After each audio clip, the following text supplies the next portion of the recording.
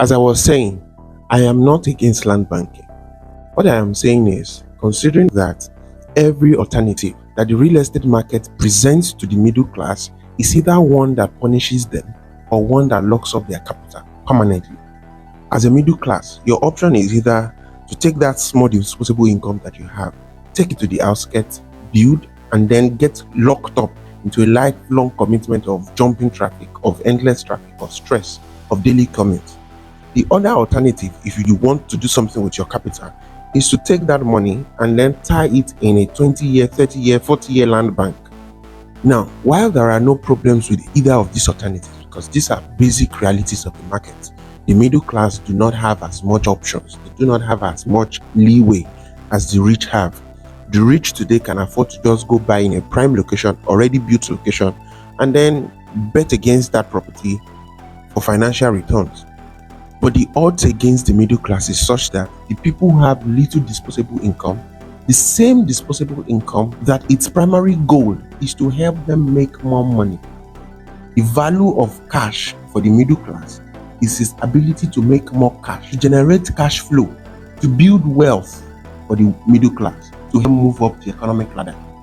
So, if this same capital is being locked up, whereas there are better alternatives to still invest for long-term impact, which at the same time still serves to generate cash flow. Even though, yes, we acknowledge the fact that everybody wants to own. We are in a culture of 100% ownership or nothing. And that is why it makes logic sense. It appeals to us to take that capital, that small capital, into an 100% ownership, into an 100% equity, at the expense of daily cash flow, at the expense of productivity. But having said that, understanding, like I said, the value of cash is its ability to generate more cash flow, to generate an income. The capital of the middle class is to be reinvested into the market to help the middle class climb up, to help generate more cash flow. And that is why, if you've paid attention, you notice that every solution that we've proposed for the middle class, whether for ownership or for investment, revolves around creating opportunities within already prime areas, around creating urban access and equity without sacrificing quality of life. That is why all of our solutions have been co-own or co-fund. Co-own for people who want land and they want to build it slowly. So instead of carrying that same capital to the outskirts to buy and then lock yourself up in traffic forever, you find a decently developed area and then use same capital to develop, assuming the cost of construction will be the same. And the only barrier is the cost of land. Then let's simplify the cost of land acquisition such that 3, 4, 5, 6 people can come together, go own a piece of land, and then use it for their housing needs. The other, which is co-fund, is instead of carrying that capital to the outskirts and locking it in 30, 40-year land bank, 3, 4, 5, 6, 10, 20 people can come together to co-fund development projects, housing projects, recreational projects, agricultural projects, are co-funded collectively with the sole purpose of, yes, number one, long-term investment, and number two, for building wealth, for generating cash flow, for immediate revenue generation use. So this is my argument against land banking. That yes, land banking is great, land banking works.